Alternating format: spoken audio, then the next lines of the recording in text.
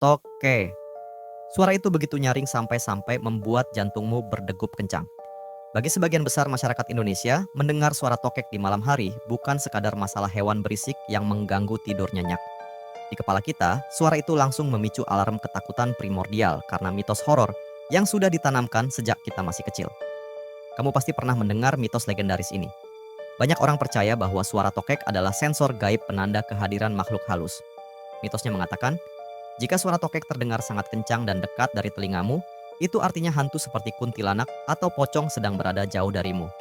Tapi sebaliknya, jika suara tokek itu terdengar lamat-lamat, jauh, dan gema suaranya memudar, itu adalah pertanda mengerikan bahwa sosok pocong atau kuntilanak itu sedang berdiri tepat di belakang punggungmu. Belum lagi mitos permainan menghitung jumlah suaranya untuk meramal nasib baik dan buruk, atau mitos paling menakutkan tentang gigitannya. Nenek moyang kita sering menakut-nakuti bahwa kalau kamu sampai digigit oleh tokek, rahangnya akan mengunci mati dan tidak akan pernah mau lepas sebelum terdengar suara sambaran petir di langit. Akibat teror mitos bertumpuk ini, reaksi pertama hampir semua orang saat mendengar suara tokek di rumahnya adalah kepanikan dan kemarahan instan. Ada yang langsung mengambil sapu untuk menyodok-nyodok plafon, melempar sandal ke arah tembok, atau mengambil semprotan serangga kimia dengan niat untuk mengusir atau membunuh hewan berisik ini dari dalam rumah. Tapi, letakkan dulu sapu dan sandal di tanganmu. Tarik napas dalam-dalam dan singkirkan rasa takut akan makhluk gaib itu sekarang juga. Karena di balik wujudnya yang kelihatan menyeramkan, suaranya yang bikin merinding, dan mitos horor yang menyelimutinya, hewan melata ini sebenarnya adalah sebuah mesin pembunuh mikroskopis dan satpam penjaga ekosistem yang sedang melindungi kamu saat kamu sedang tertidur nyenyak. Mari kita bedah identitas asli dari sang teror malam ini. Dalam dunia saintifik, dia dikenal dengan nama gecko-gecko atau tokek rumah. Secara penampilan fisik, tokek memang kelihatan seperti reptil dari zaman purba. Matanya besar menonjol tanpa kelopak, kulitnya berbintik kasar dengan warna yang mencolok, dan suaranya terdengar seperti monster kecil. Mari kita patahkan mitos horornya satu persatu dengan fakta biologi yang logis. Pertama, apakah suara tokek itu benar-benar alat komunikasi untuk memanggil pocong atau mendeteksi kuntilanak? Jawabannya adalah mutlak, tidak ada hubungannya sama sekali dengan hal gaib. Suara keras itu sebenarnya adalah panggilan kawin, mating call, dan deklarasi daerah kekuasaan yang dikeluarkan khusus oleh tokek jantan dewasa. Tokek adalah hewan teritorial yang sangat agresif terhadap sesama jenisnya. Ketika seekor tokek jantan bernyanyi keras di langit-langit rumahmu, dia sedang memancarkan pesan akustik kepada dua pihak. Dia sedang merayu tokek betina untuk datang ke sarangnya, sekaligus memberi peringatan keras kepada tokek jantan lain bahwa area langit-langit rumah itu adalah wilayah berburunya yang sah. Jadi, kalau suaranya terdengar dekat atau jauh, itu semata-mata karena posisi si reptil sedang berpindah tempat di dalam rongga plafon rumahmu, bukan karena ada hantu yang sedang maju mundur di belakangmu. Lalu, bagaimana dengan mitos gigitan yang tidak mau lepas sampai ada petir? Ini adalah miskonsepsi yang lahir dari mekanisme pertahanan diri alami tokek.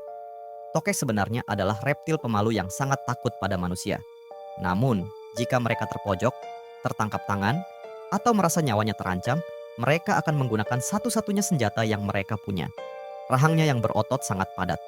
Ketika tokek menggigit, dia mengalami apa yang disebut stress-induced jaw locking atau penguncian rahang akibat stres ekstrim.